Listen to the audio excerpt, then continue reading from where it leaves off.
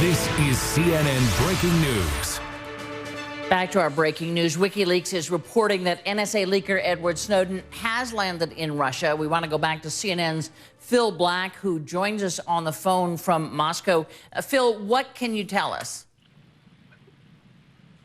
Kelly, I can tell you the flight that Edward Snowden is said to be on from Hong Kong has arrived here at Moscow's Sheremetyevo Airport. Assuming he is not on it, the question now is, what will he do? I'm standing in the arrivals area of this airport along with a large force of Russian and international media who are here just in case he happens to walk out this door and declare his intention as to what he is going to be doing here in Russia. But it is so possible, if not perhaps more likely, that he will stay airside, that he does not in fact have a visa to cross the Russian border, and he will take a connecting flight out of here to yet another destination. So at the moment, we understand the flight that the WikiLeaks organization says he's on has landed. As I say, we now wait to see what he does and how, if at all, the Russian government will respond.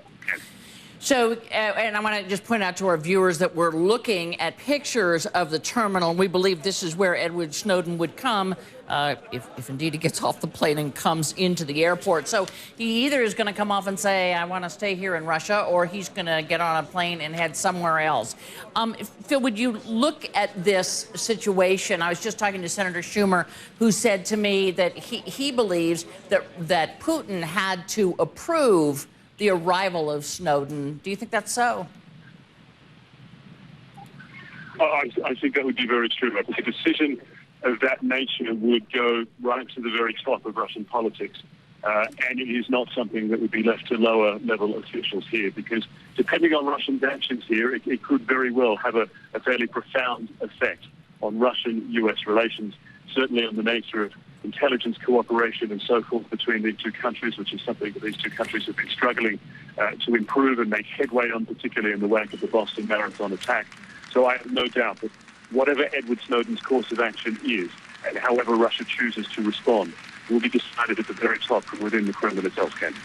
Thanks so much. That's our Phil Black at the airport in Moscow, where we believe Edward Snowden's plane has just landed. I want to move on now, thanks, Phil, to Senator Rand Paul of Kentucky. He is joining me from Bowling Green. Senator, what do you make of this flight? What do you make of the fact that Russia is allowing him in and that Hong Kong let him go? What does that tell us? You know, I'm not sure what it tells us, but I think it's still going to be an open question how this young man's judged.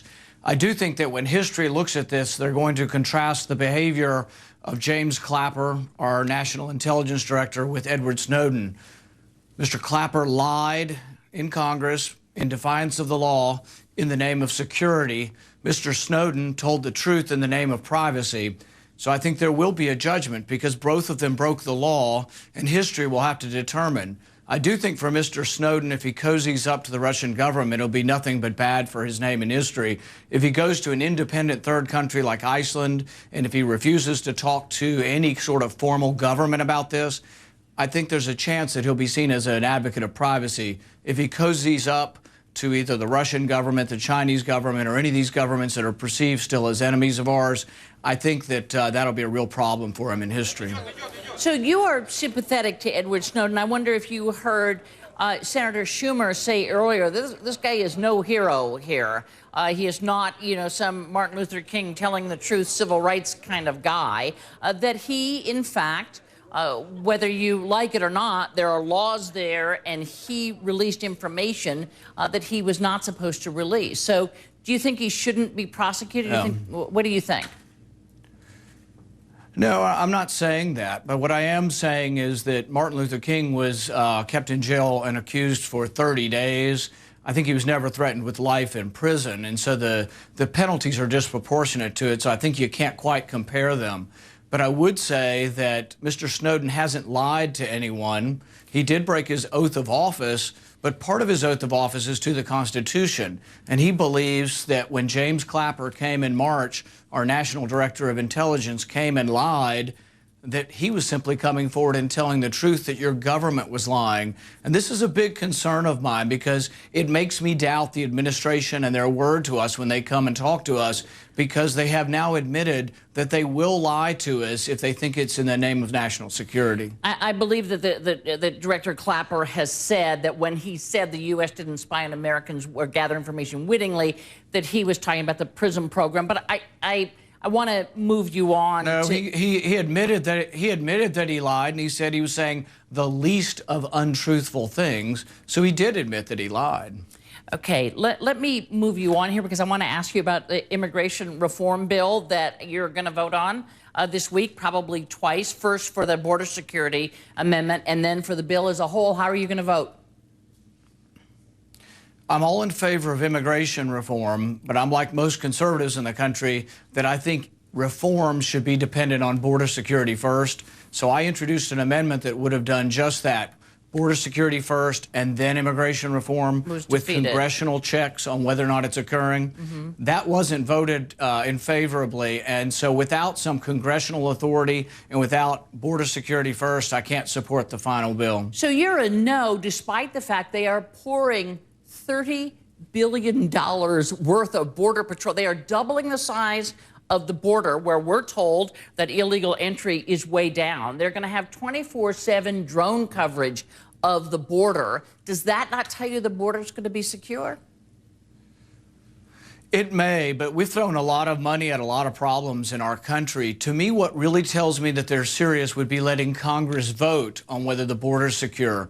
If the people in the country want to be assured that we will not get another 10 million people to come here illegally over the next decade, they have to believe that they get a vote through their Congress. If this is a done deal once the bill's over, and it's a done deal, we never get to revisit it because it'll be very difficult, I don't think we'll really get a truly secure border. The other part of a secure border is you have to have a functioning work visa program. This bill puts new caps and allows less workers to come in to pick crops. That's where the illegal immigration is coming from. This bill will actually make that problem worse. Senator, part of the problem, of course, that people say of having Congress be able to say, yes, it's secure, go ahead and let's start legalizing some of the folks that are here, is that Congress is a pretty political place. And if you leave something that you think is a matter of numbers up to Capitol Hill, they will make it about politics. So if you put it in the hands of, say, and you think the president, you think the president's not political? Won't always be Recently, he this released president. 1.3. Well, recently, this president released $1.3 billion to Egypt because he says they're obeying democracy. That was a week after they indicted 16 Americans for doing democracy work over there. So I don't trust this administration or a Republican administration to really make a valid judgment. I want Congress and the people to have the right to decide whether the border is secure. Is that political? Yes, we live in a democracy, a democratic republic. It will be political no matter whether it's a president or Congress. And Senator, what do you say to those, including an editorial in the Wall Street Journal, that say there are just people who are against immigration reform, who don't want immigration reform, and are going to use border security as the excuse? What do you say to that criticism? That wouldn't be me, because I'm all for immigration reform. I'm for lessening the caps. I think the bill has too strict a caps, and that's why we'll get more illegal immigration. Right now, there are no caps on agricultural worker visas. This bill's going to put a cap of 110,000. People tell me 300,000 to 400,000 people come in every year to pick crops. If you only let 110,000 come in legally, that means you're inviting 300,000 to come in illegally every year. This bill doesn't work on the work visa program, which is part of border security. Is it going to pass the House? Yes or no? It'll pass the Senate, but it's dead on arrival in the House. The House is much closer to me, and I think they think border security has to come first before you get immigration reform. Senator Rand Paul, thank you so much for your patience this morning. We appreciate your time. When we return, Snowden and how it will play here in D.C. Our political panel is next. I don't want to